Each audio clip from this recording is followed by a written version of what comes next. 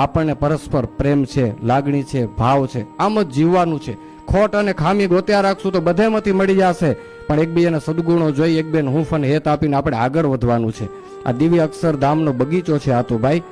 કોઈક છોડ કાંટાવાળા હશે, કોઈ ખારા ફૂલ હશે, કોઈ ખારા ફળ હશે, પણ આ બગીચો મહારાજનો છે કે નથી? કેનો એ બગીચો? આ મહારાજનો બગીચો છે ને. અહીંથી ટ્રેનિંગ ચાલુ છે.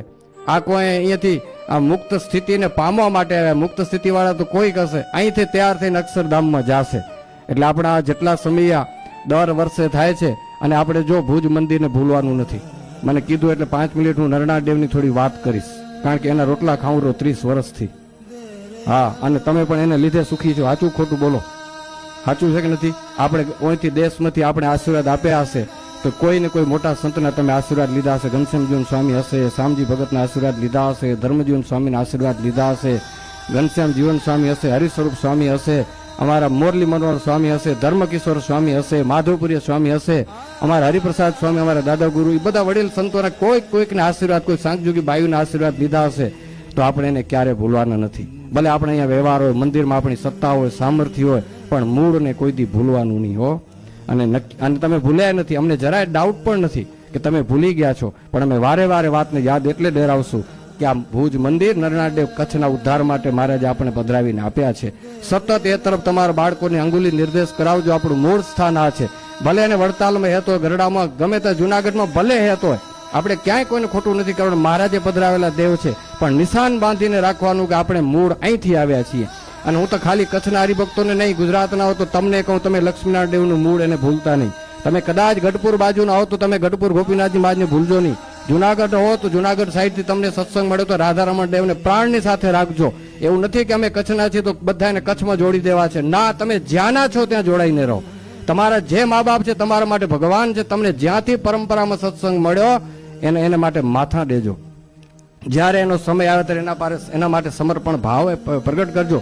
જે સ્થાનના સંતો એને આદર આપજો. હું નથી કહેતો ક્યારે કે તમે બધા કચ્છના સંતોને જ આદર આપો. હું નથી કહેતો કે કચ્છના જ સંતો બધા શ્રેષ્ઠ છે. બધા સ્થાનમાં સંતો સારા છે. ગઢપુરમાં આપણે એમ કહી શકીએ સંત કોઈ નહીં હોય? કેમ ન હોય? ગોપીનાથજી મહારાજ જ્યાં બિરાજતા હોય તો મોટા મોટા સંતો છે. આપણે એનો અનુભવ નથી એટલું. જુનાગઢમાં કોઈ સંતો ન હોય? પવિત્ર અને નિષ્ઠાવાન સંતો, ધર્મનિવાળ કેમ ન હોય? હોય, પણ આપણે એનો અનુભવ નથી. તો આપણે જે સ્થાનના છીએ ત્યાંના સંતો, ત્યાંના દેવ, ત્યાંનો સત્સંગ, તેની પરંપરા, એને વળગીને રહેવાનું છે આપણે હો. તો આજે જો ભુજને આપણે યાદ કર્યું તો આપણા મહંત સ્વામી, અત્યારે વર્તમાન સમયે ધર્મનંદન સ્વામી, 92-93 વર્ષની ઉંમર છે હો. હમણાં જ નારાયણ સરોવરમાં મોટો ઉત્સવ કર્યો. સ્વામી હસતા અને રમતા આચાર્ય મહારાજ પાસે આમ બેઠા તો તમે એનું વિડીયો ક્લિપ જોયો તો આપણે એમ થાય નવી જુવાની ખીલી કે શું? આપણને શીખાડે છે શરીરને 92 વર્ષ ભલે થઈ ગયા, પણ કામ કરવું તો શરીરની અવરદા કઈ આડી નથી આવતી. નારાયણ સરોવરમાં કેવું ભવ્ય આપણું મંદિર થઈ ગયું. ગૌરવ હોવો જોઈએ, અમારું સ્થાન થયું છે. તમને પાવર હોવો જોઈએ કે નારાયણ સરોવરને કિનારે 12 એકરની જમીનમાં આટલું વિશાળ એક યાત્રિકો માટે યાત્રાનું સ્થાન થયું, મંદિર થયું, ઉતારા થયા. જે કઈ સંપ્રદાયમાં વિકાસ થાય ને, આપણા મહારાજના નામથી જે વિકાસ થતા તે આપણે ગૌરવ થવું જોઈએ. તો આપણે મહારાજના છીએ. જરૂર નથી કે કચ્છમાં જ વિકાસ થાય તો આપણે ગૌરવ થવું જોઈએ. વડતાલમાં વિકાસ થતો હોય તો આપણા મહારાજના સ્થાનનો વિકાસ થાય છે. જુનાગઢમાં વિકાસ થતો તો એમ જ થવું જોઈએ કે મારા ઈષ્ટદેવના સ્થાનનો વિકાસ થાય છે. આમ જો વિશાળ થઈને રહેશું તો આખો આનંદ બદલાઈ જશે.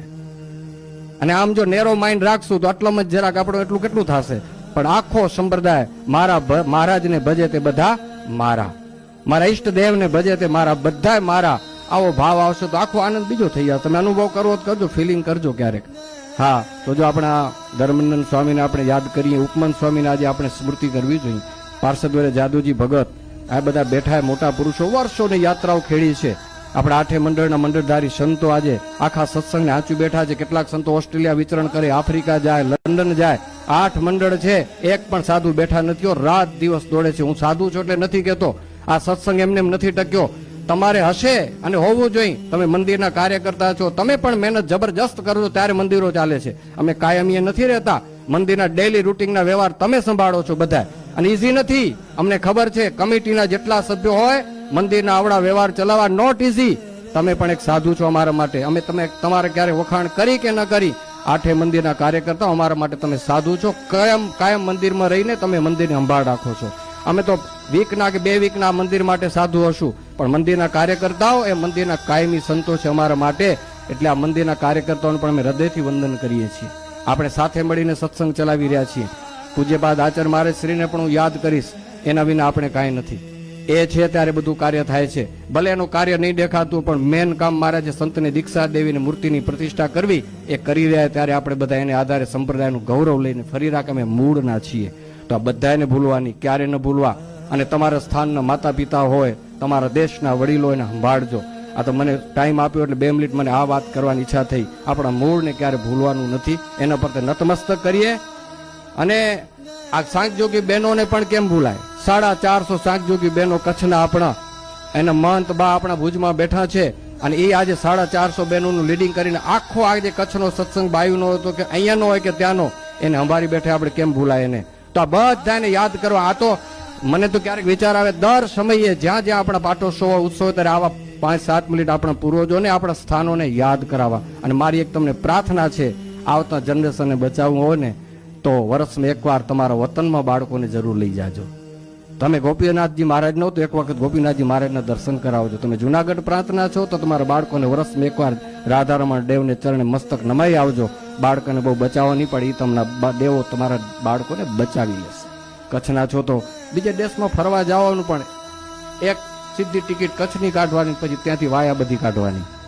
બાળકોને ફરવા જાવું તો કન્ડિશન કરવાનું, ટિકિટ તો દઈશ, જા પેલો જુનાગઢ, જા પેલો ગઢડા, જા પેલો અમદાવાદ, જા પેલો ભુજ, પછી તને જ્યાં જાવું તો જાજે. ધારો તો કરી શકો, હું તમને કરી શકો. થાય કે ન થાય? તમે ઠીક ટિકિટ ખીચામાં કાઢીને દોરા ને, ભલે ત્યાં 1 દિવસ રહેજે. જા મહંત સ્વામીને ચરણે મસ્તક નમાઈ આવજે, નરનાડે 5 દંડોટ કરી નારિયેલની જોડ ચડે આવજે, તારા મનોરથ બધા પૂરા કરશે. આવું આપણે કરવા જેવું તમે કરો જ છો, વિશેષ ધ્યાન દેજો.